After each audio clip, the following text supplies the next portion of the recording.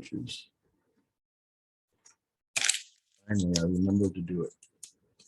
Okay, we're going to go ahead and get started. Good evening, everybody. My name is Terry Paggi.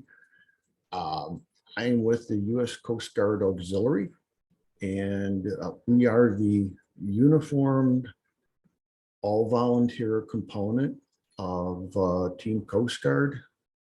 Basically, we can engage in any missions that the Coast Guard can do, with the exception of combat and law enforcement, and we don't get paid for it.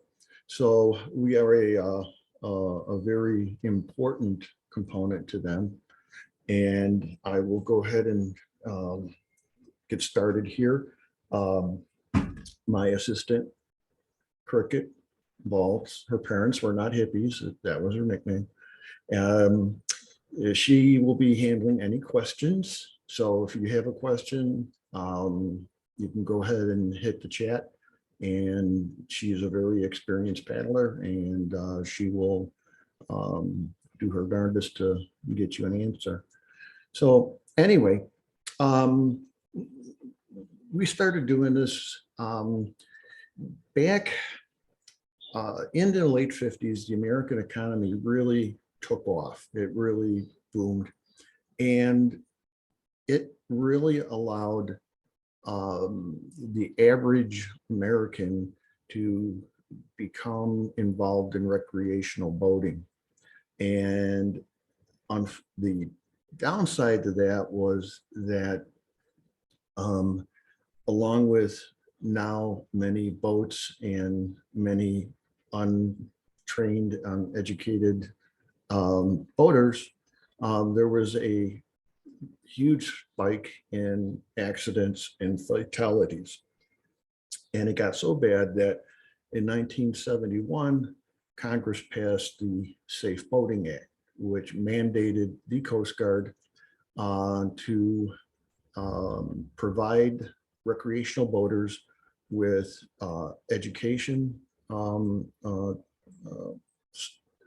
presentations, very much similar to this one, making information available to the boating public to try to reduce and minimize accidents and fatalities. And what they found is, as the recreational boaters became educated, actually fatalities and injuries, accidents did start to decline. However, in 1987, the popularity, prior to then, we had canoes, for all the purists, but kayaking started to come onto the scene. And so what the Coast Guard does is each August they come out with a report, and it's made available to the public, so you can go online and see it and read it, and it's got just tons of information. But they put paddlecraft into their own separate category. And what they found was that while deaths and injuries, accidents were from powerboating was declining, the same was not, it was not the same for paddlecrafts. And we will see later in this presentation that since 1987, fatalities, with the exception of a couple of years, have been steadily climbing every year because the sport is very, very popular. So I have the statistics for 2020. 2021s will not come out until August. I have a feeling that it'll probably be the deadliest year for paddlers that we have ever experienced. There were quite a few fatalities across the nation. One of the biggest contributing factors to paddlecraft fatalities that we have found was inexperience of the operator. And by this, I mean, somebody that's new, and we've all been there. There's more to this sport than just plopping our behinds into a kayak and putting on a PFD and pointing ourselves in the right direction and paddling. There's a lot of things that can happen to us, and it's the inexperienced people that can get themselves into trouble, and and possibly lose their lives. So anyway, okay, there's a rule of paddling and it goes probably for a lot of other type of sports, but we have two types of paddlers. We have those that have gone for an unexpected swim and those that will go for an unexpected swim. Because if you do this long enough, sooner or later, you're going to get wet, and it's not going to be when you want it. And we're hoping that at least when you sign off from here tonight, that you will walk away with some things to think about before you get out on the water and before you become involved in one of these situations, that you will have some idea of what to do. Okay. I'm on social media a lot, whether it's doing promoting these classes. Just I look out there and I see what the public's opinion is on certain things, and just about every day I see somebody that puts out, "Hello, I'm a newbie. I've never paddled before. What's the best?" And I'm going to use the word kayak, okay, because kayaks do make up probably at least 80-85% of the paddlecraft now. Stand-ups, they're popular, but and then you have your purist canoe people, but kayaks are by far the most numerous. So if I say kayak, I mean paddlecraft. It's just one of those things that sometimes you try to lump everything into one. But and so they will ask what type of kayak, and probably one of the worst things you could do on social media is ask for somebody's opinion, because you will get 100 gabillion of them. And to what I could tell people is the right type of paddlecraft for you is the one that you like, you enjoy, you're going to use in a safe environment. And not all paddle, and we'll look at, kayaks especially. There's different ones for different water. Okay. There is no one size fits all. So one of the things that we see is like the touring kayak up there. It's made to go for long distances. It's made to go out onto big bodies of water. You can wear we'll show you a picture of a spray skirt that will go over the cockpit and keep it dry in there. And it's made to go fast. As you can see, it's fairly narrow. However, these are not meant to, you could use them on smaller lakes and then some smaller rivers, but if there's too many turns, it's too much boat for the size of, the water that you're on. Then we have the sit-ons, and then sit-ons. And one of the things with the sit-ins is because they are a little bit narrower, they are a little bit more apt to turn over. Again, they're fairly easy to get back in once you can, teach yourself the technique. Now with the sit-ons, you can see in the middle that's a tandem, one for built for two people, And we have the fishermen up on the upper right-hand corner. These are meant for slow-moving rivers. They're meant for small, enclosed, protected bodies of water. You would not want to probably take these out onto, the Great Lakes or the ocean, or, like some of our bigger inland lakes, or fast-running rivers, because you are exposed. Okay. And we had an unfortunate situation a couple of years back in Lake Superior, where a family rented, actually they rented a tandem, and they had their 3 children with them. Everybody was wearing life jackets. They paddled. Now this craft should not have been taken out onto Lake Superior. They didn't look at the weather.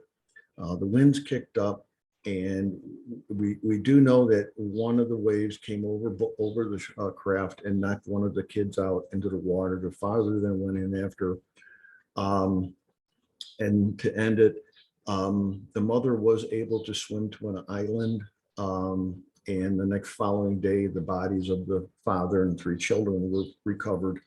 All were still in their PFDs, but they did succumb to hypothermia. So they were on a craft that should not have been out on the water that they were on. And then we have our stand-ups there in the middle. And one of the things that you may want to look at is, and especially if you have a recreational boat, these are, some people refer to them as flotation bags, flotation cells. And these would be for sit-ins that do not have a bulkhead. A lot of your more expensive high-end touring kayaks, where the hatches are, there's going to be a bulkhead, which is a nautical term for some type of wall. And this will act as like airbags in the bow and the stern for forward and back. So if you do tip over your craft, you can actually get back into it, use a bilge pump to empty the water out, and you can pretty much go on your way. If you do not have a bulkhead, and there's nothing in there that will assist you in floating, these are very, very important items for you to have. Okay, this one, nothing starts a fight on Facebook quicker than politics, religion, or PFDs. However, these things, let me tell you, if people wore these all the time, there would be probably no need for me to be speaking like this. 9 out of every 10 paddlecraft fatalities are from drowning.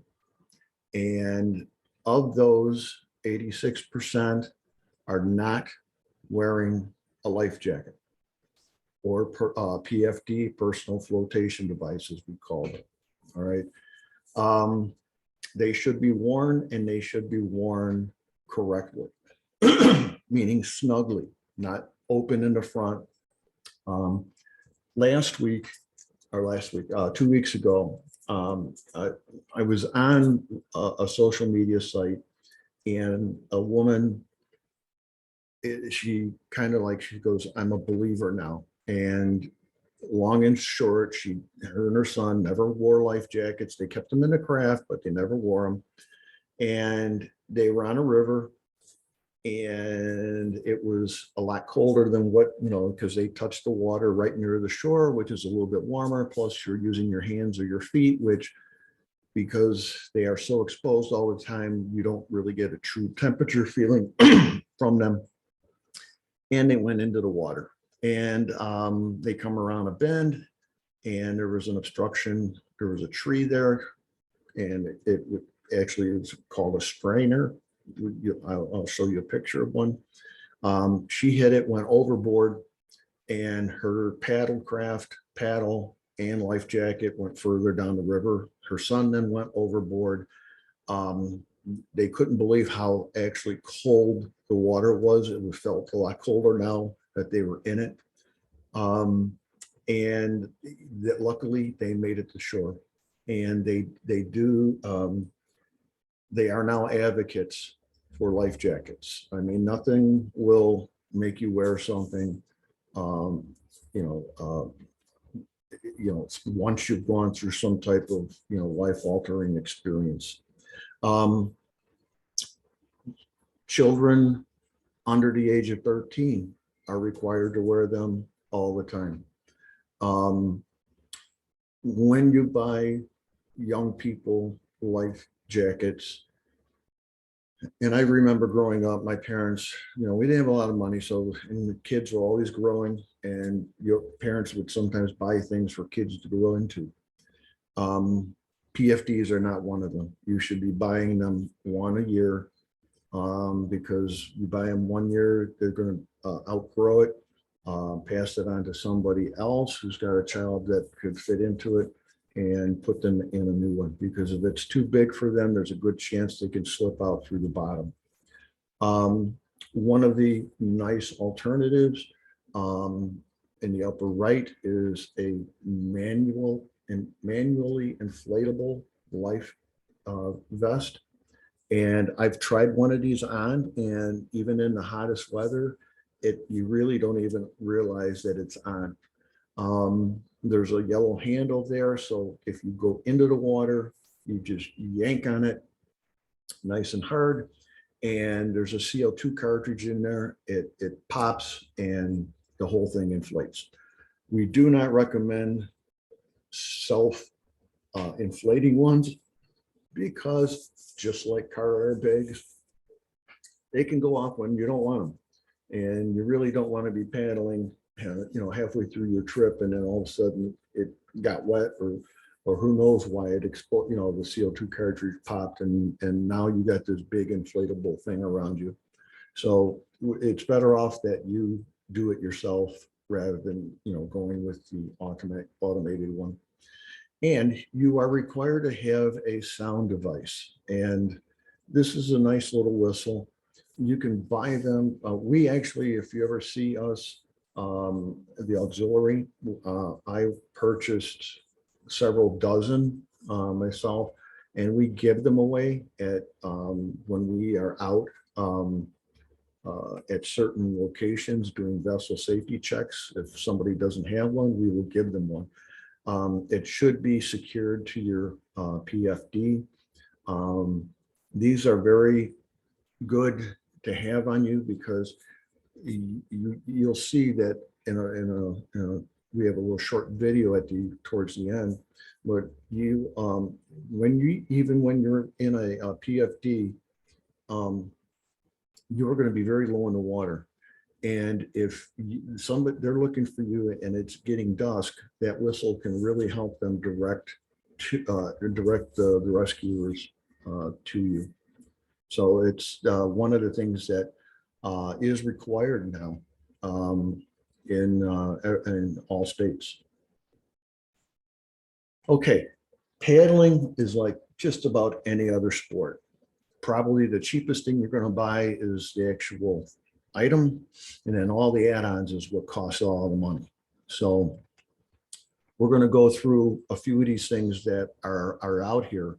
Okay, as you see in the back, this is a sit-in touring kayak.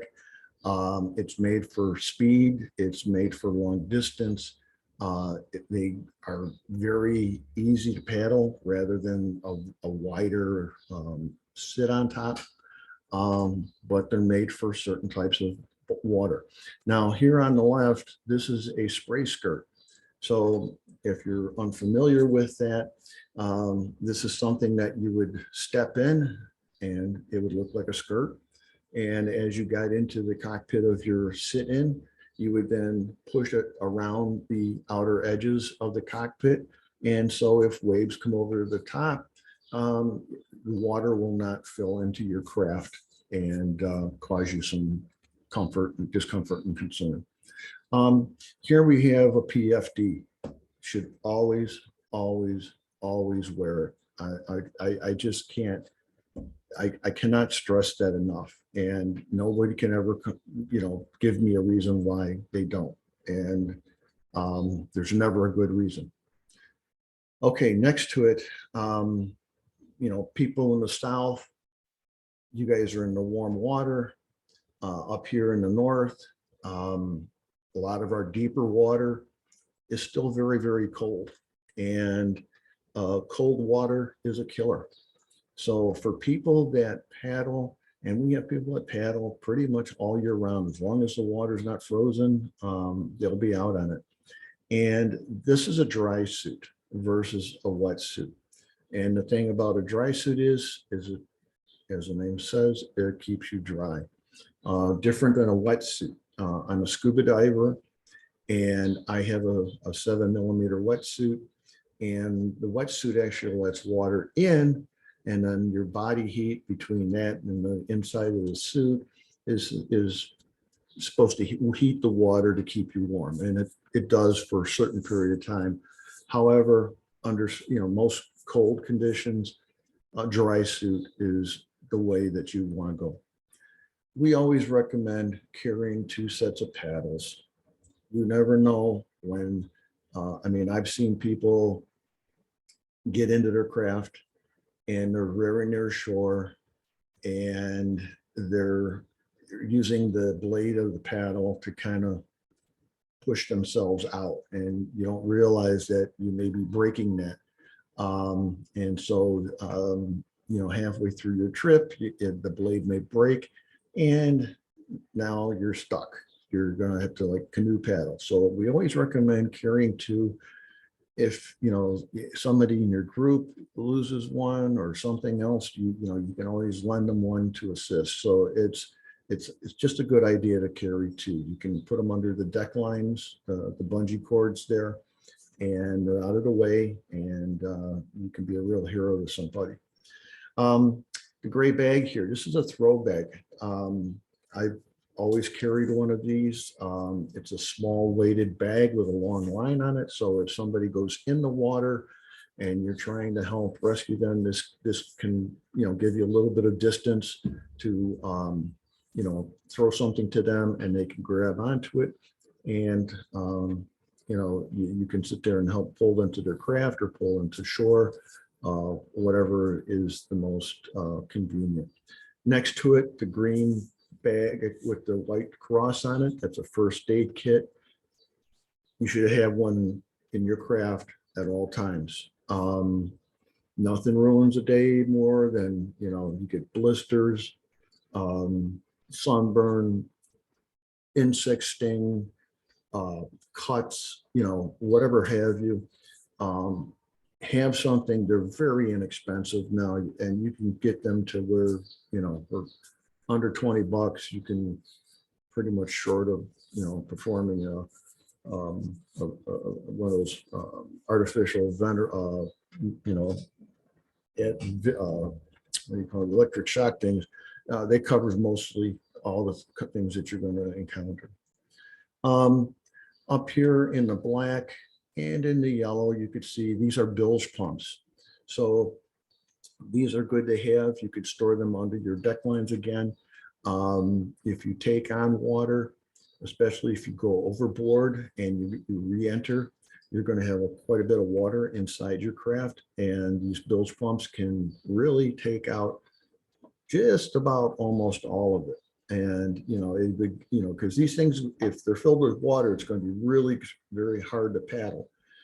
It's like paddling a bathtub full of water, pretty much. So you want to get the as much water out of there as possible, and then you get to shore. You can open up your drain plugs, with your partner, and then turn it upside down, drain it out, and then put everything back in. We recommend also, there's a hard shell plastic case here. I have a dry bag to carry an extra set of clothes, because even if you get wet in the summertime, sometimes it's not a lot of fun to paddle when you're in wet clothing. Okay, so it's always nice to have a set of dry clothes. And this is a very important thing to have. And these are um, uh, feet protection.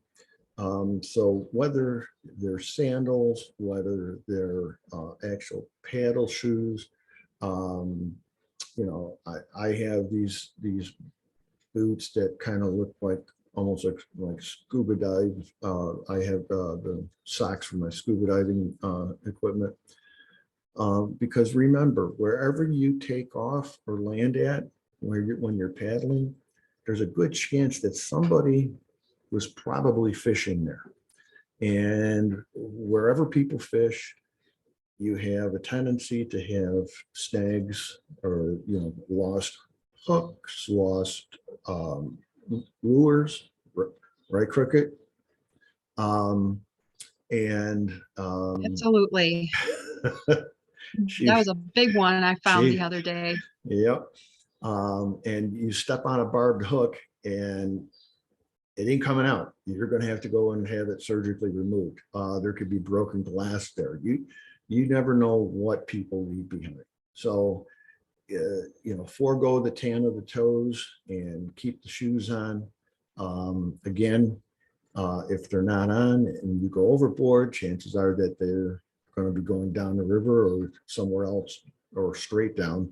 Um, so have these on. You're going to protect your feet and you're going to appreciate it. Right now, there is no legal requirement for boater education for paddlecraft. Doesn't exist. You may want to take a screenshot of this page. Boating registration varies from state to state. Here in Illinois, we used to have one, and I think it was about 3 or 4 years ago, they've done away with it. But other states do have them. Also, the locality where you may, even if your state does not require some type of boating registration, the locality where you're at may require some type of special use permit. So if you are lucky enough to be anywhere near a paddlecraft dealer, they offer some of the best information available on what the laws and regulations are for your locality. Okay. Trip planning. This is what we call a float plan. And this may be another one you want to take a screenshot of. If you notice, there's a web page at the bottom, cgaux.org. That is the Coast Guard Auxiliary's official web page. You can download a PDF of this float plan from there, print it out, and you fill it out and you leave it with somebody. And you're going to put in here, your name, your craft description, how many people are going with you, what type of equipment, where you're going to put in at, where you plan to, how long you plan to be gone, where you plan to come out at.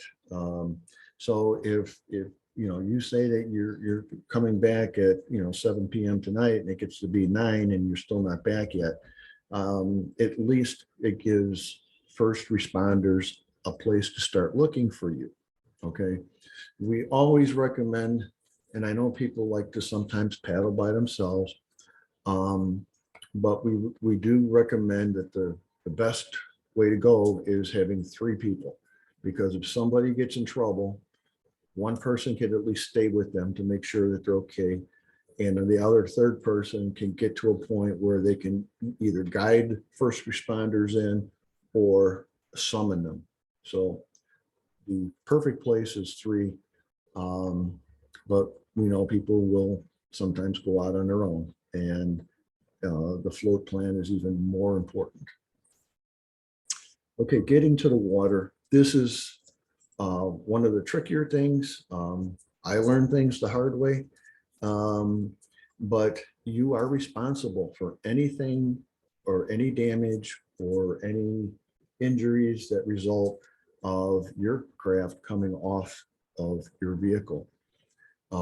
Last year in Iowa, there were a group that were towing a trailer. It had several kayaks on it, and one of them came off, and unfortunately it struck a motorcyclist and knocked him down, and he died from his injuries. So I'm sure there's a very big civil lawsuit, and there's probably some, some type of charges against the driver for not securing the load.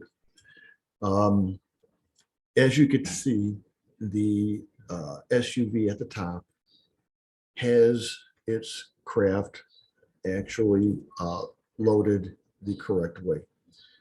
Each craft is in a J hook where it's sitting upright, and it's cinched down to each rail.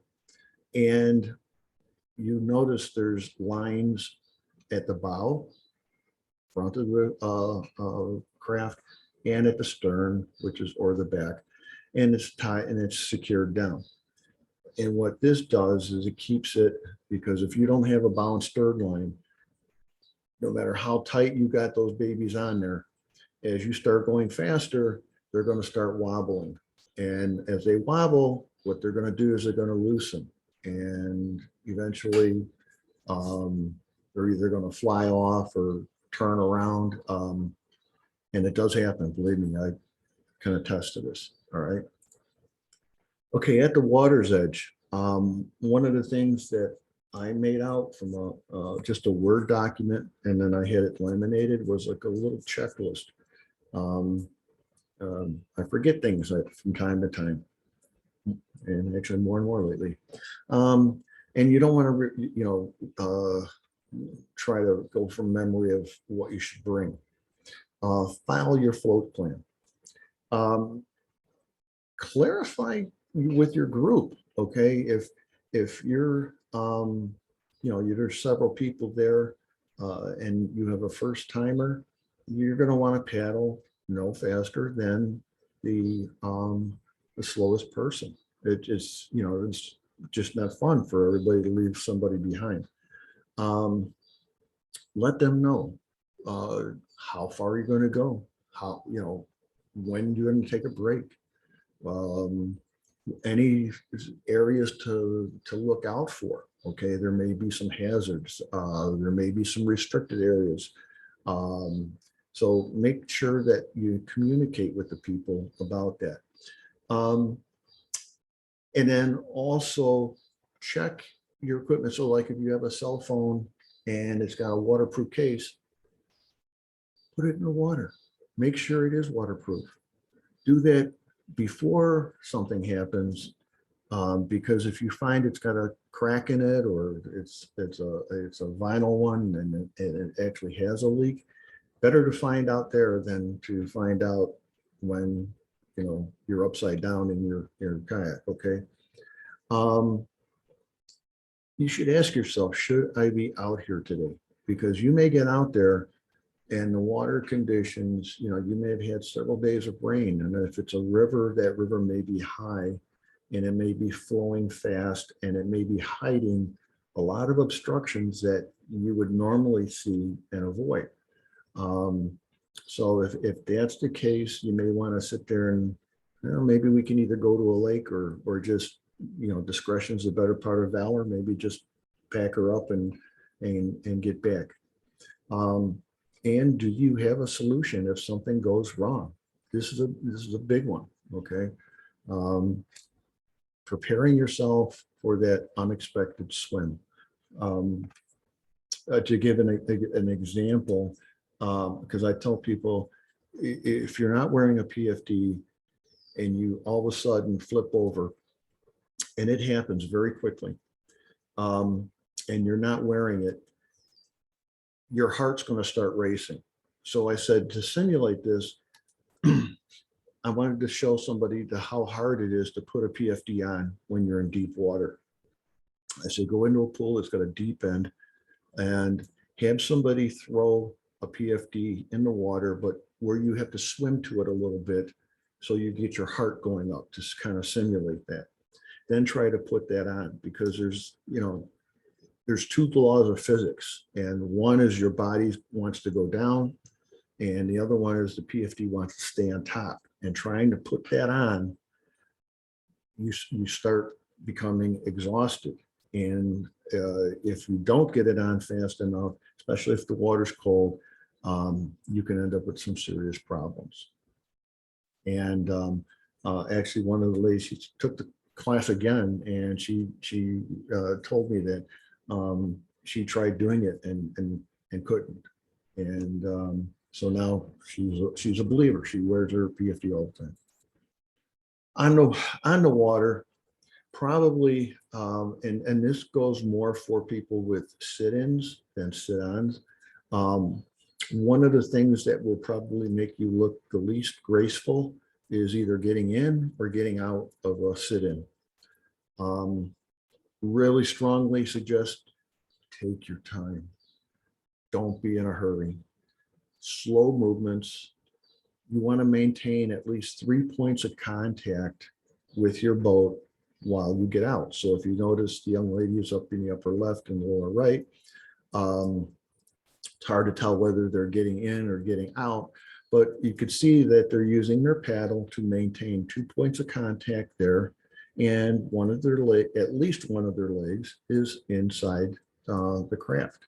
And so you will slowly either swing one leg in or one leg out, depending on whether you're ingressing or egressing. So getting into sit-ons they're pretty easy, not much required there.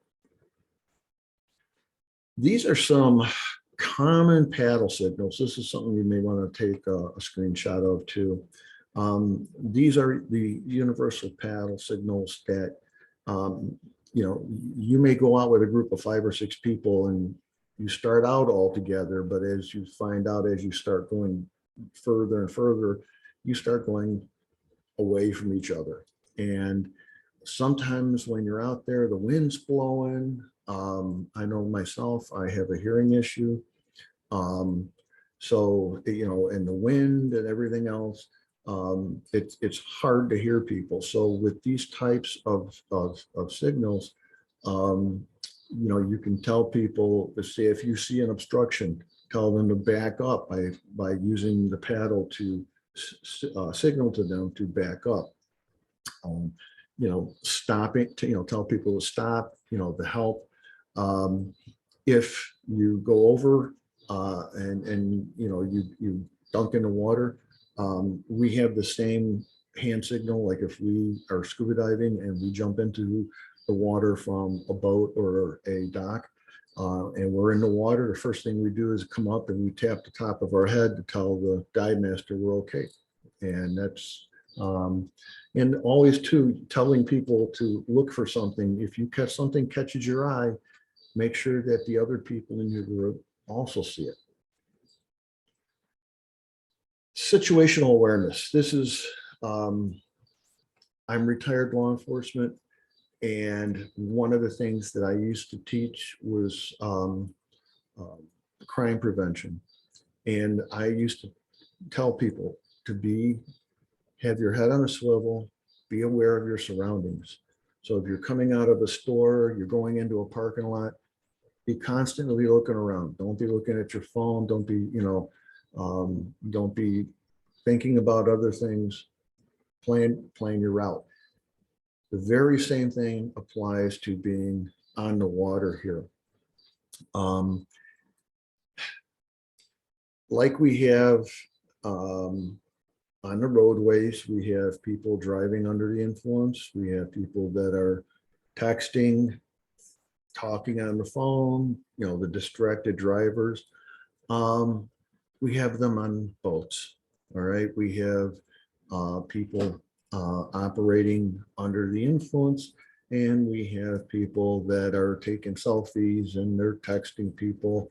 And one of the contributing factors to the majority of powerboat accidents is insufficient lookouts. And that means not only the person behind the wheel, but having a second person out there looking for things. Plus, they have other things looking at working against them. You have the reflection of the sun, um, and you also, I tell people, make yourself as visible as possible. Even when I'm on my bicycle, I have lights on during the day. I dress, with the brightest colored clothing on to try to make myself as visible as possible. Can't protect yourself against everything, but you can really do things to mitigate any type of problem. So as we see the individual there, he's wearing an orange colored PFD plus some type of shirt, and wearing or using a yellow colored paddle. He's doing everything that he possibly can to make himself more visible to the power boaters. I tell people, you may want to put earbuds in and listen to music. Please do not do that. You may not hear. There may be a boat or a jet ski that's bearing down on you. They may be, and even though you have the right of way, being a paddle powered craft, it's not good to be right and dead. So, you may not, if you're wearing type of headphones, you may not hear them bearing down on you. So at least you can maybe get out of their way. Learn some basic rules of navigation. Okay. I was really surprised that so many people that paddle had no idea of why boats have red and green lights, or why these red and green lights are on bridges, or why we have red and green buoys. These tell mariners, boaters, so green is starboard, or the right-hand side. Red is port, left-hand side. So if you see a boat coming at you and it's after dark and you got your paddle lights on, you want to make sure you stay either to the left or the right of that. You don't want to go right through the center. And the same thing with the various buoys. We offer rules of navigation. There's a lot about the various different types of buoy markers in there. You can actually download off the Coast Guard auxiliary website the PDF version of that. It's very interesting. So stand up people, it's also, you're just a silhouette, and try to make yourself as visible as possible again. And one of the things that's going to get somebody's eye is the motion of your paddle. It's going to be dripping with water. Water has a reflective ability to it. And that'll possibly, if somebody's bearing down on you and it doesn't look like they're seeing you, try to get their attention. Again, if you see us at any of our events, we give away not only the whistles that I mentioned, but we have paddle reflectors. And these are they're like a mirror-like material, and they go on both sides of your paddle. So when you're paddling, it's like, a mirrors are flashing, and it just brings a lot of attention to you. We give them away. What I suggest though is that you go to the Coast Guard Auxiliary website, and you can find, by putting in your zip code, which flotilla is closest to you. And because they may go out to a lake or a river and where you're at, and they will have a table up there that have all the information. They'll have stuff to give you. They can give you vessel safety checks. These are free, and you can follow them. So if you find out who's the flotilla closest to you, you can follow them on Facebook or Twitter, and like we do, wherever we're going to be at, we post it on our social media page, well in advance. So this way, if somebody wants to, interact with us, they can. So one of the things that we have here is, we have an area here in Northern Illinois. We have two rivers. that then, the Des Plaines and the Kankakee kind of come in together and they make the Illinois River. And at that point, the two initial rivers are deep enough that we get a lot of power boats. And so sometimes people that are in paddlecraft will want to go from the north side because the river runs basically east-west, and they'll want to go from the north side to the south side for some reason. And if you see a boat coming at you, these are the response times approximately. So if a boat's doing 30 miles an hour, you got about 30 seconds to get out of their way. And the faster the speed, the less time you have to get out of their way. And unfortunately, as we all probably know, if somebody's had a few cocktails, their reaction time is going to be slowed even more. So again, if it's a power boat or some type of commercial craft, let them go first and then, go after them. And some of our rivers are so busy on the weekends that it's almost literally impossible to go from one side to the other because of all the traffic on there. Okay, emergencies. There's a whole plethora of different types of emergencies. And I used this one the first year of the pandemic. Pretty much paddlecraft and bicycles sold out because all the gyms are closed. And just north of Chicago on Lake Michigan, a young man got out early one morning, and he had a sit-on kayak, which should not have been on Lake Michigan, but he did have a PFD on. It was very warm, so he was dressed, t-shirt, shorts, sandals. So he was dressed reasonably well. But what he didn't check was the weather. And this was the first time that he went out, and he then was starting to become a little tired. And as he was turned around to head back towards shore, the wind shifted, and it shifted out of the southwest, and it was in excess of 25 miles an hour, which is pretty strong for sustained winds.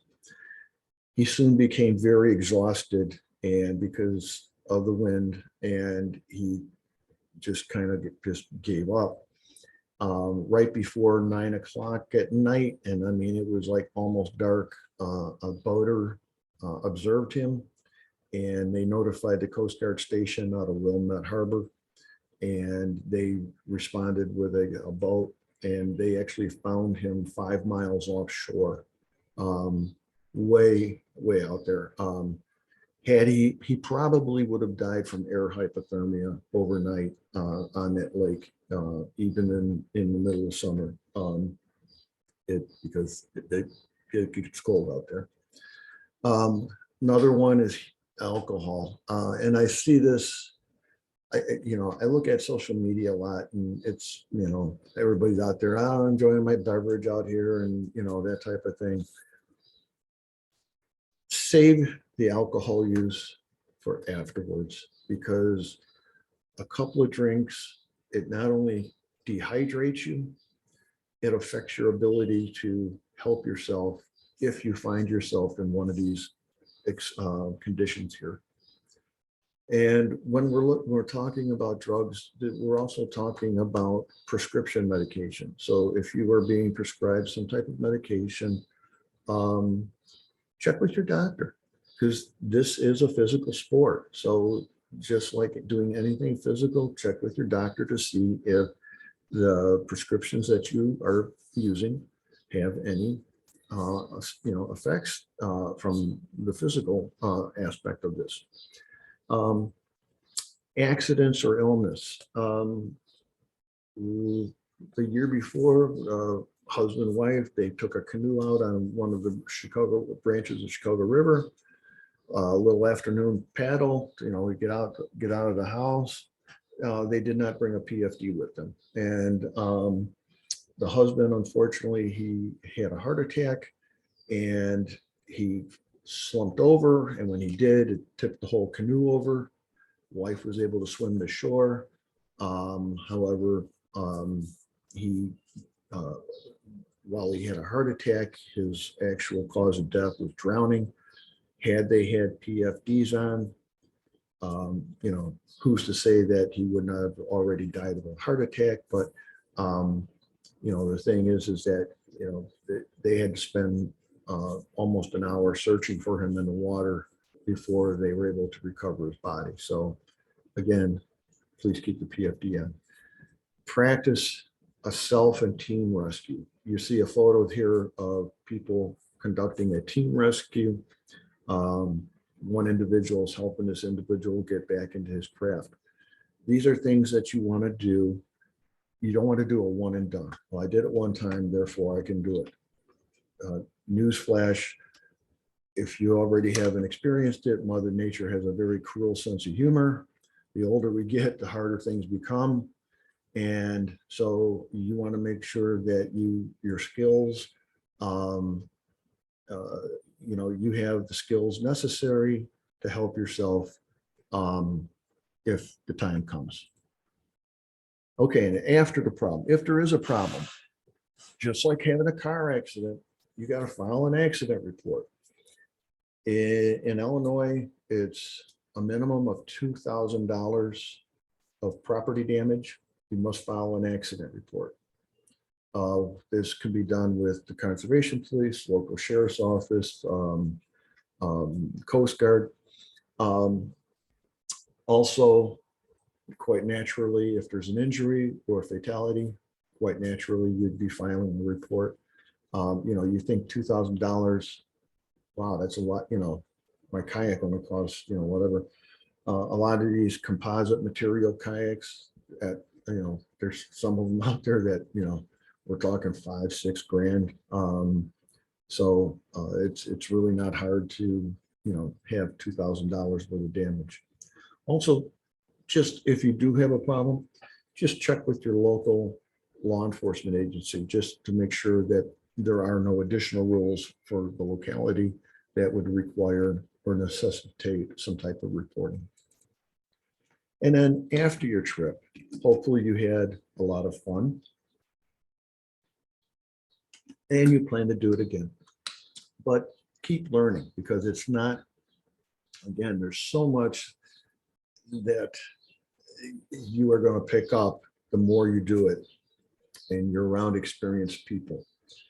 And then my biggie, I'm a very staunch advocate. I mean, we get home, we're tired, and you're like, clean the stuff up tomorrow. One, it's easier to do it right away.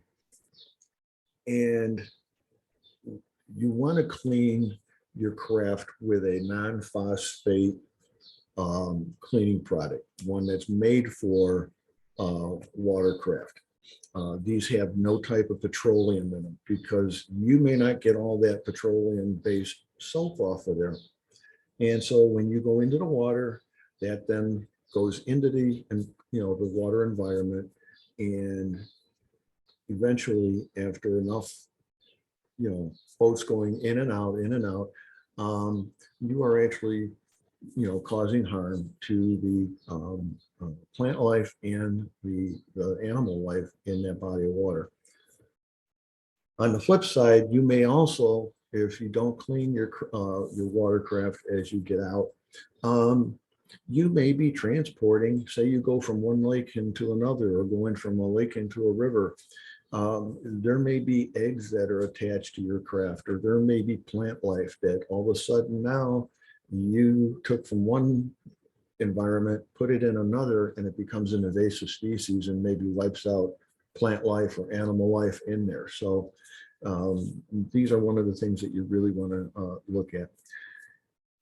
Your PFD is going to be made of some type of cloth on the outside. When I say cloth, it could be nylon, it could be whatever. Make sure, because those things get wet even by just getting in and out of your craft, or whatever. When you get home, hang them up, but do not hang them in direct sunlight, because it accelerates dry rot. Just hang them up in your garage, put them on a hanger in your shower head, somewhere to let them dry.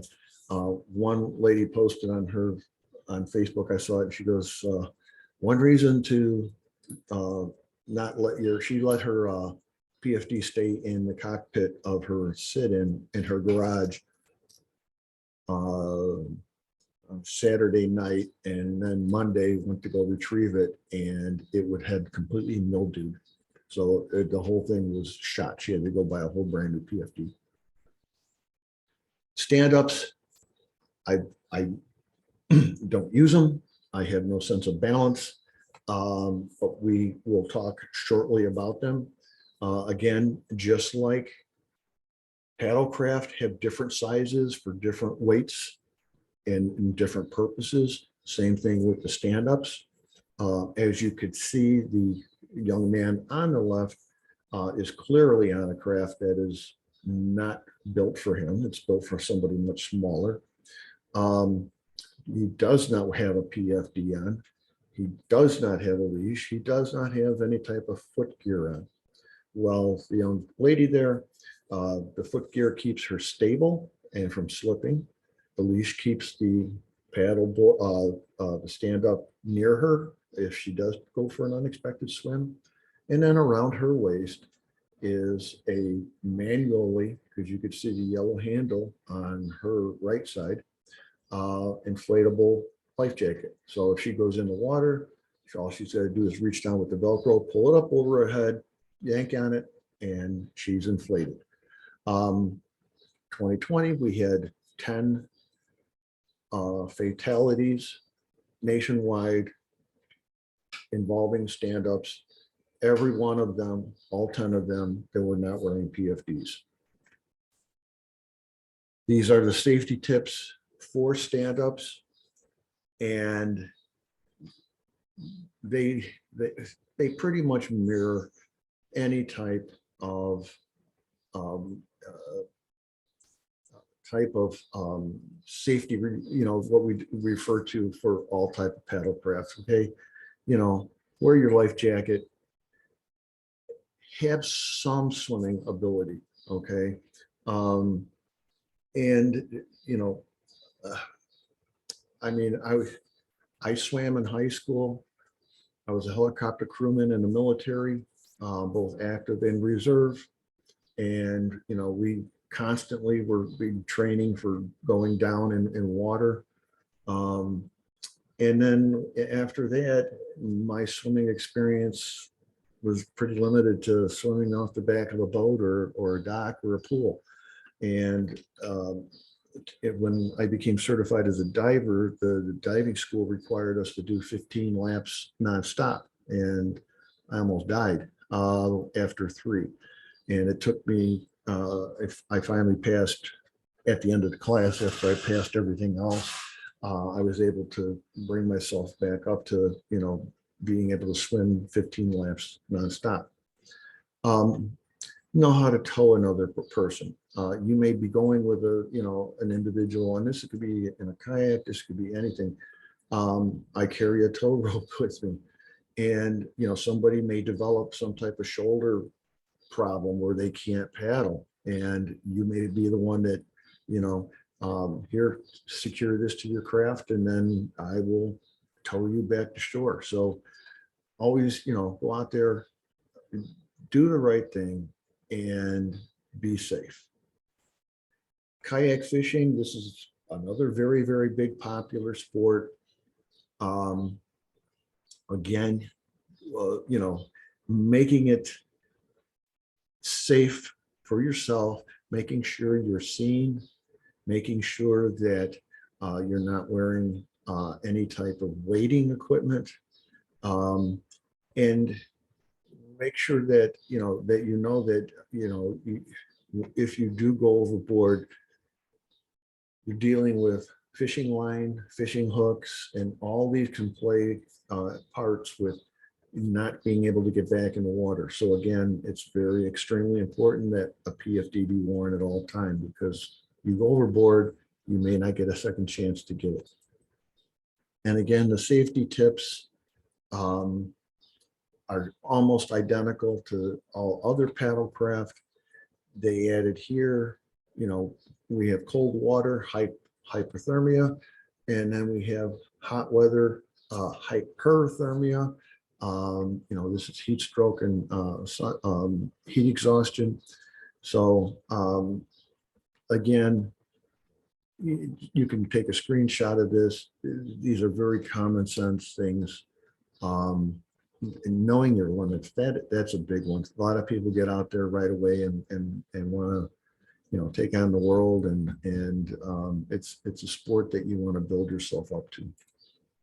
Okay, these are something that we again give away wherever we are at. It may sound stupid, but each year the U.S. Coast Guard spends about $45 million of your money looking for people that they don't have to, because somebody reports an abandoned boat out on the water, and we don't know if there was somebody in it and they went overboard, or the boat just drifted free.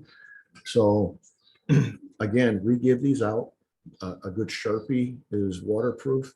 We would like for you, if you get these, you place them on the inside of your craft, but where somewhere that they could be seen. You know, don't put it so far forward that, you know, we almost have to like crawl on, you know, up to the inside of your craft to see who it belongs to. Because what we will do is we will call the first number on here, and that would be the number of the owner.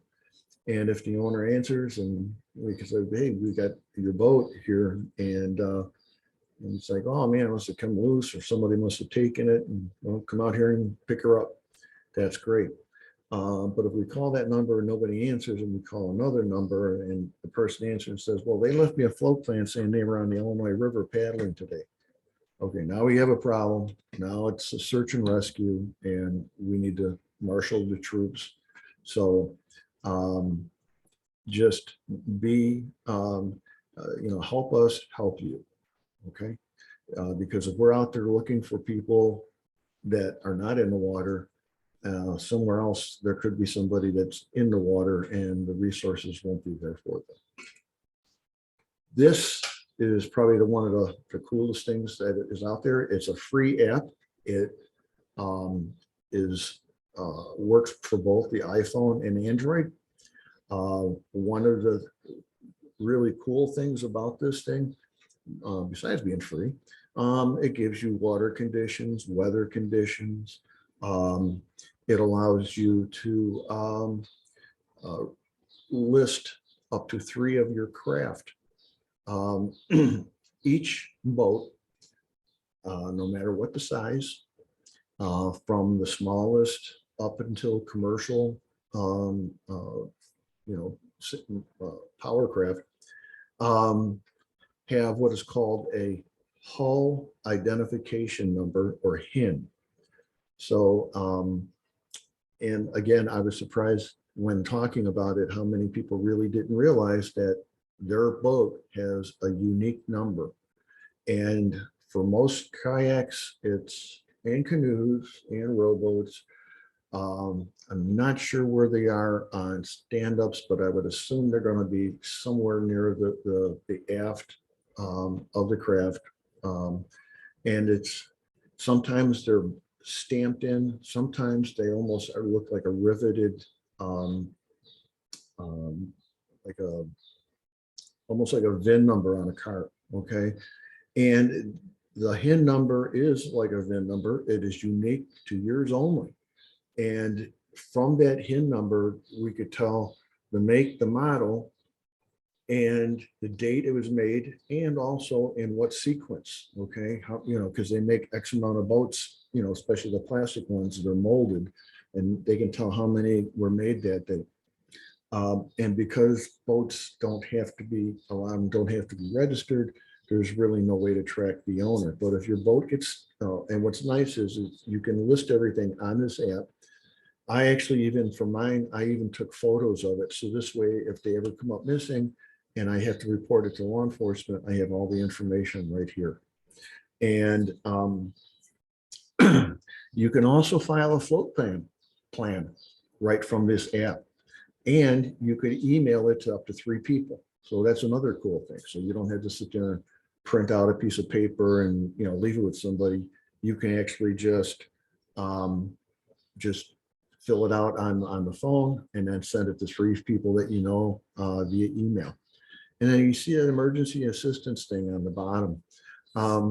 That allows you, so if you're in the water and hopefully the phone's dry, you hit that, it'll take you to a second screen and there's another button and that will directly connect you to the nearest Coast Guard station. And you can then report your problem. This kind of gives you an idea of how paddling is just exploding, okay? And this tells you why we are probably seeing more and more people dying each year as they're out on the water. Buying your craft, and I can attest to this,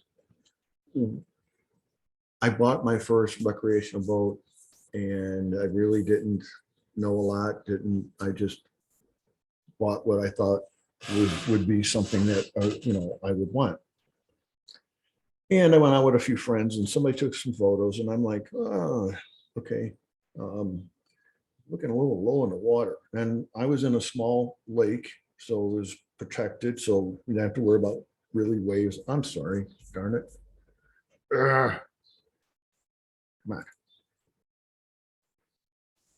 There we go. And let me, there. And I looked at the specs of the boat and it said maximum weight limit 275 pounds. Now I'm close to 6'2", about 220. Then you add all your gear and stuff. You know, I'm getting up to that threshold. You never really want to exceed 75% of the weight limit of your boat. This gives you some room some wiggle room. Okay. So I ended up having to sell that at a huge loss and buy another one. Now, had I had a paddle store near me, yes, I may have paid more for the initial craft, but I would have gotten something. I would have probably been able to try out multiple types of boats to see which ones I really liked, you know, over others. That is the one thing about going to a good paddle store, because, you know, these people are experienced. One of the things that, you know, in these other stores, when you go to like a big box, probably a good chance that the person selling you it has never been in one. If you ever bought a boat from Dick's, and so when I got my wreck boat, it came delivered by a truck and there was styrofoam inside. And stupid me, I thought it was there to protect it while it was being shipped. And so I busted it out and removed it. And it turns out that that's what the manufacturer puts in to help keep it floating in case you go over and it fills with water. Well, I don't feel too bad, because when Dick's Sporting Goods and this was in Oregon, they thought the same thing, and they sold boats to a couple of people who then were later injured very badly on a river in Oregon, and are now suing Dick's Sporting Goods for a really high amount of money. And they, you know, as I said, they thought that they, you know, the styrofoam was there for packing protection. To me, it would have been nice for the manufacturer to put in there, do not remove, but, you know, it is what it is. So, all right. These are fatalities of paddlecraft every year, beginning from 1987 when they started recording them separate from other types of recreational boats. And as you can see, each year, with the exception of a couple, there's an upward trend. The deadliest year was 2016. However, last year, or I should say 2020, 2020, we had a 25% increase of fatalities over the previous year. Again, probably with the pandemic, people wanting to get out and really not having the experience or just thinking that paddling is such an easy and tranquil sport that nothing could happen. Now here's, and I got to move this over to the other side here.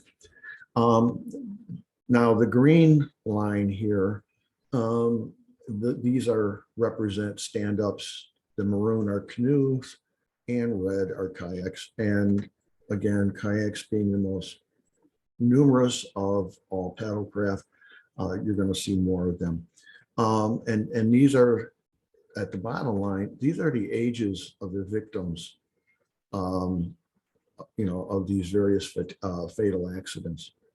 One thing that, for doing this for several years now, each year, no matter where all these other, these age lines are, there's something with this 19 to 29 year age.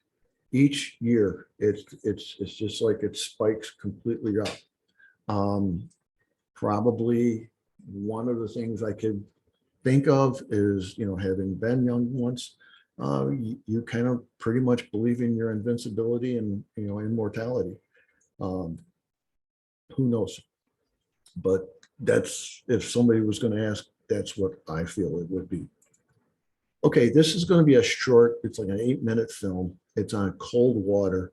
And you're going to be surprised on what is considered cold water. And this gives me a little bit of a chance to rest my voice here.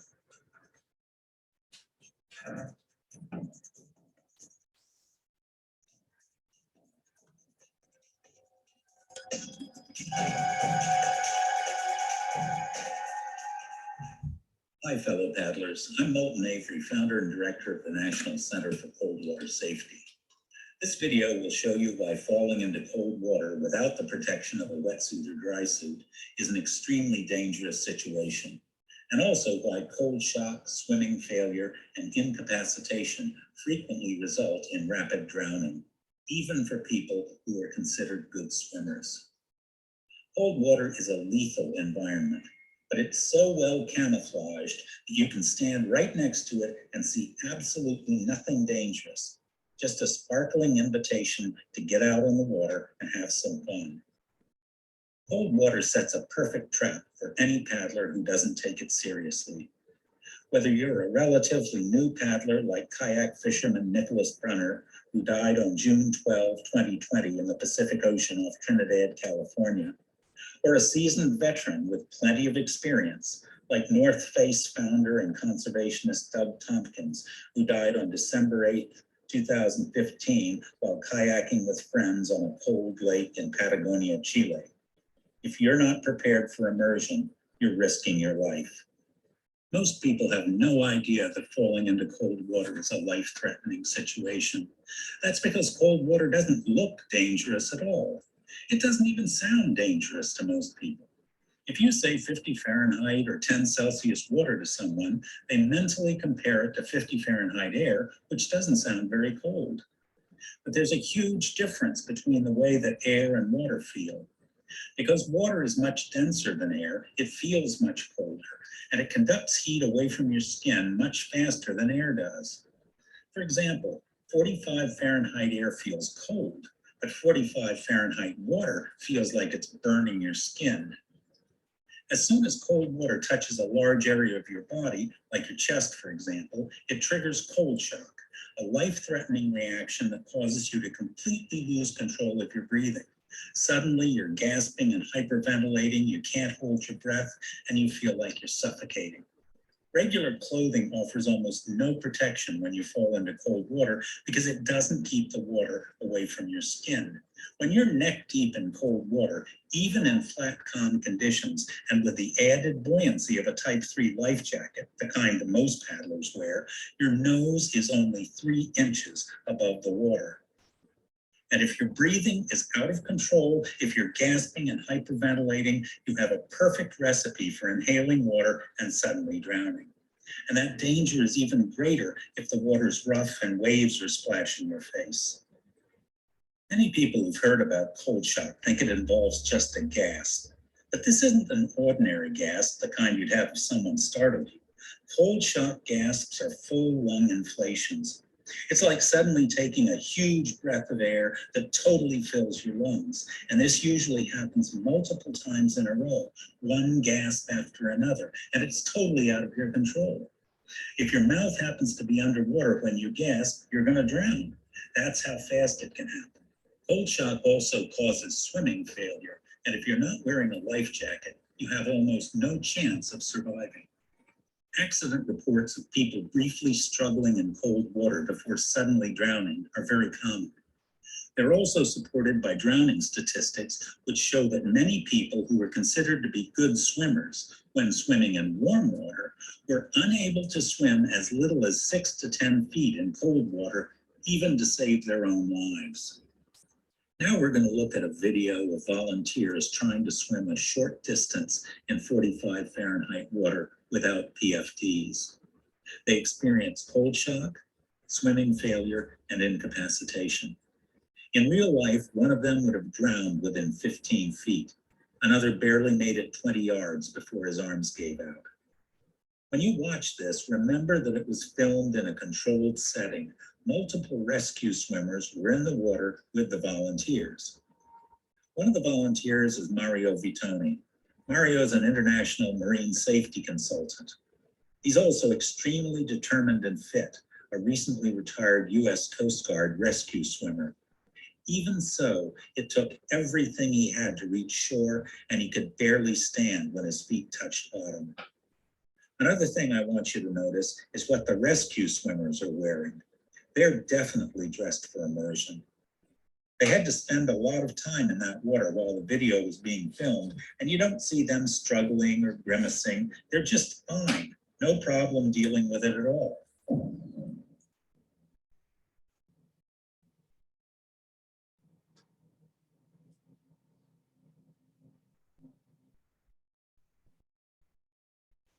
You can't breathe. Like you have no control, but I think with the rescue swimmer climbing down, at some point, like your mind just goes numb.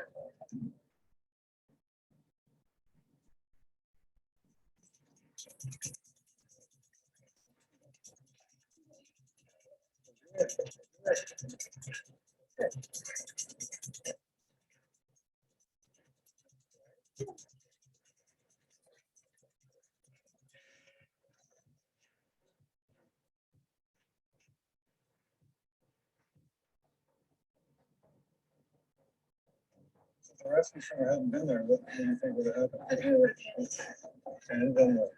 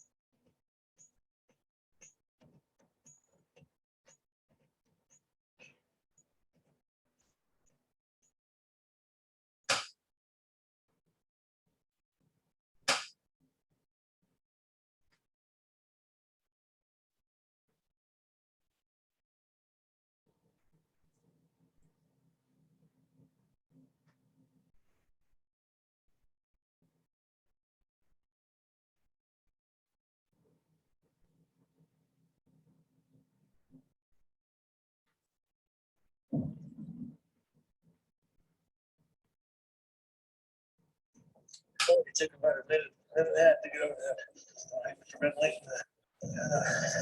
Skin started to fill up from cold to a little number. And then burning kind of pain. That's what I was going to go there. I thought I didn't think I'd be able to stay up.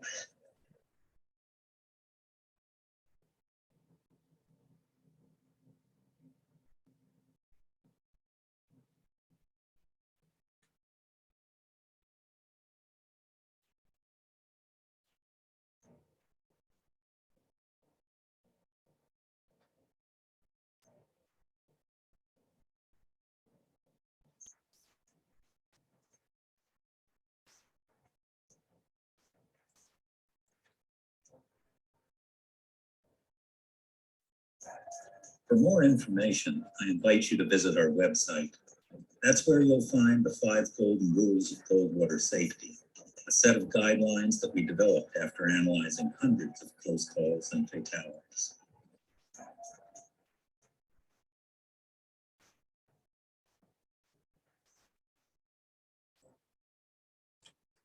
Okay, so these are some of the symptoms of hypothermia. One of the things that, if you get a chance on YouTube, it's called Cold Water Boot Camp, and it'll show you that whole experiment there.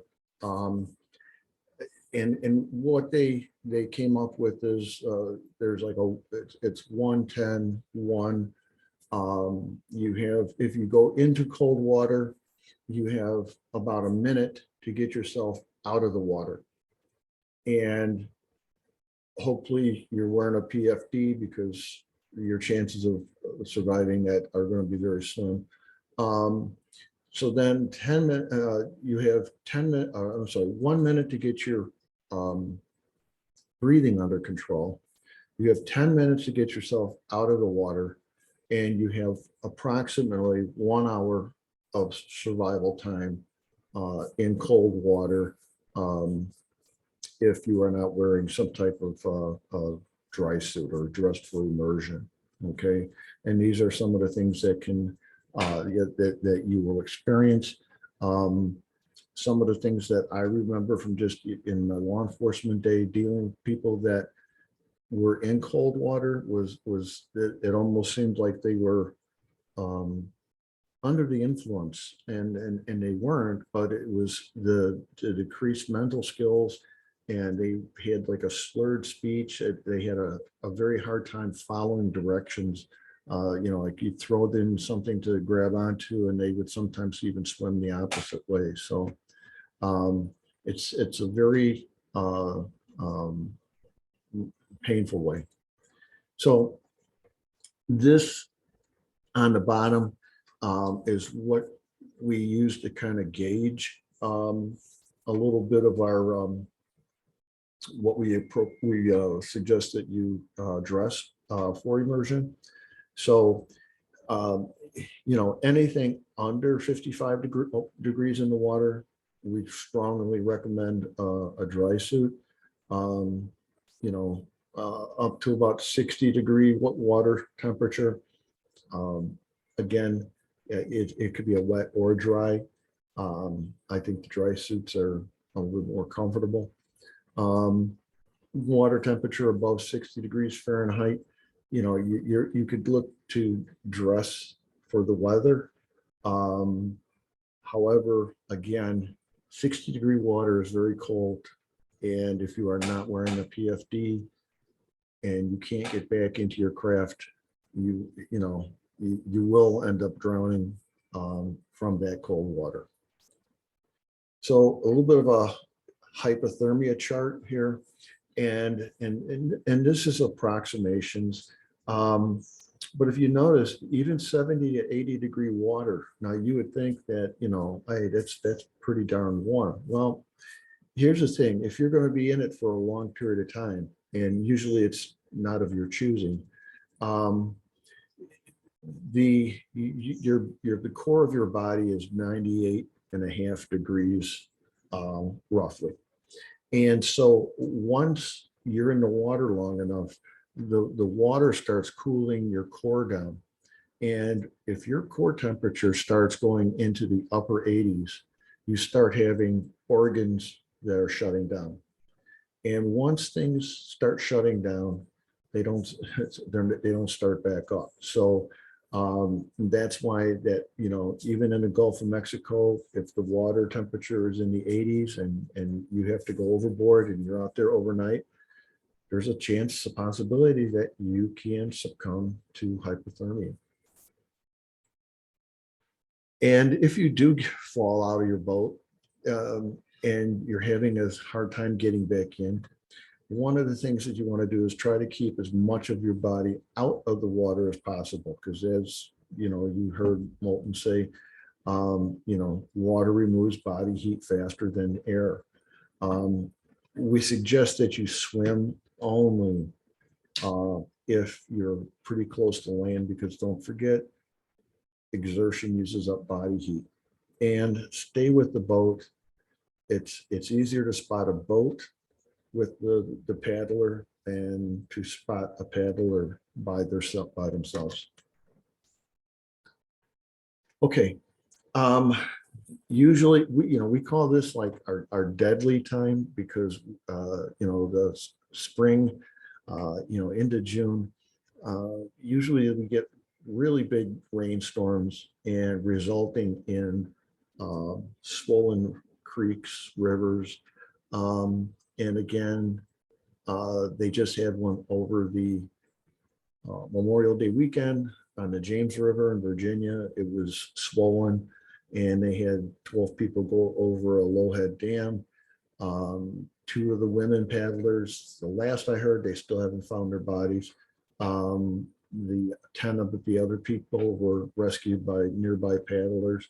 They were very, very lucky they didn't end up drowning in the swirling waters of the dam.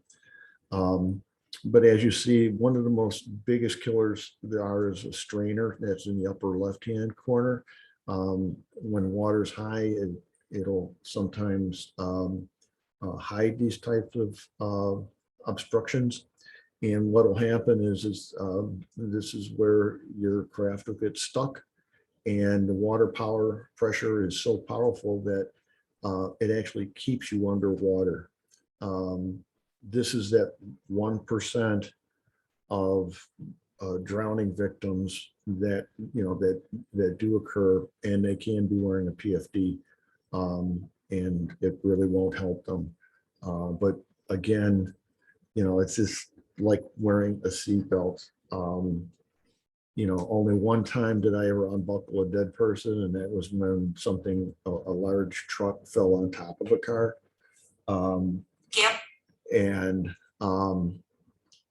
But most of the time you have to survive the crash in order to survive the actual accident. We offer free vessel safety checks, and to get these, again, you can request one.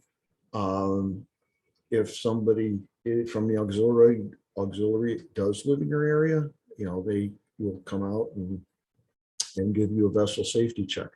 For a paddle craft, what we look at really 3 big things: the overall condition of your craft. We turn it over, we make sure that it's got no cracks, no holes in it. We make sure that it's got the flotation assistance items in there. We look at your PFD, and then we make sure that you have a sound device. And if you have those, then we put onto your craft a sticker. This is what 2022 looks like. And we give you a copy of the safety check. But if you notice, there's some other boxes there. So we, and this form is made to cover situations where, the paddler, we may be doing vessel safety checks on the ocean. We may be doing them on the Great Lakes. We may do them on rivers. So it's it's made to kind of cover all situations. So what we would do then for, depending on the body of water where you're at, we would sit there and say, well, do you have a first aid kit? No. Okay, you don't have it. But we really recommend that you do get one, or, if you got to sit in, you really should have a pump, a Bilge pump, and, or if you're on a swift moving waterway, and or you're on the Great Lakes, you really should have a spray skirt and that type of thing. So and again, if you were to fail it, there's no big thing. We just tell you, here's what you need to do to pass it. Okay. There's nobody that's, you're not reported or nothing else. It's just, we just want you to actually be safe. These are two of the wiki links that you can find all the information that I spoke about today. So if you want to take a quick screenshot of that, it's also the one for the American Canoe Association. And we are working in consort with them to promote paddlecraft safety.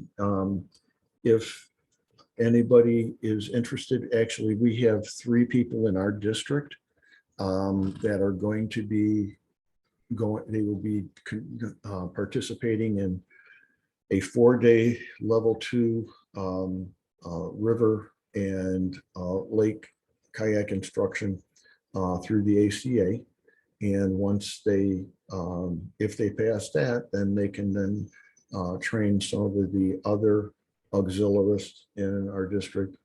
And we are hoping it probably will not be this year, but we are hoping that for next year, you will be seeing, at least in our district, which is 9 West. So we cover pretty much from Green Bay, Wisconsin, over to Madison. And if you went straight down to Illinois, down to about Peoria, into Indiana, and then up the western shores of Michigan State, you'll be seeing in our area auxiliaries, not only in aircraft or powerboats, but also paddlecraft. So if you're looking for something, it's to kind of give back a little bit. The auxiliary is always looking for people, especially paddlers, because 1, you guys are fit. Number 2, you have experience on the water. And 3, you have respect for the water. You do not have to have military experience. You have to be at least 17 years of age, no felony convictions. We have no upward age limit. So, if you're in your 80s or 70s, if you want to just come out and volunteer, there's a wide variety of things that, that we do. I'm involved in public affairs. Cricket, she's involved in vessel exams and program visitation, where she goes out to different places and puts out little informational stands and stuff like that. And some people get involved in cooking. Some people get involved. It's a lot of things, boat operations, marine safety. I mean, radio watches at Coast Guard stations. It's a really fun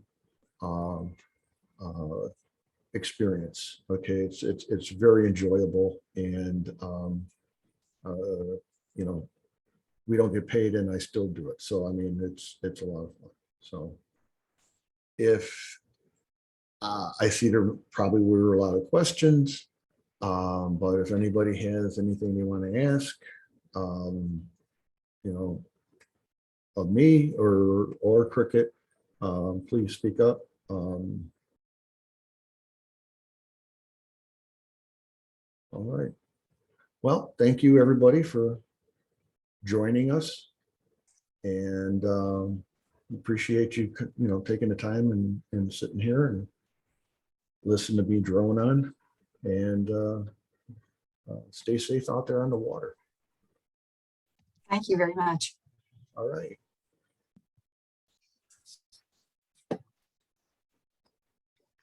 Thank you. It was wonderful and very informative.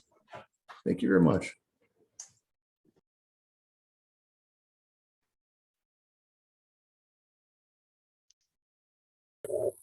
Thanks, Terry.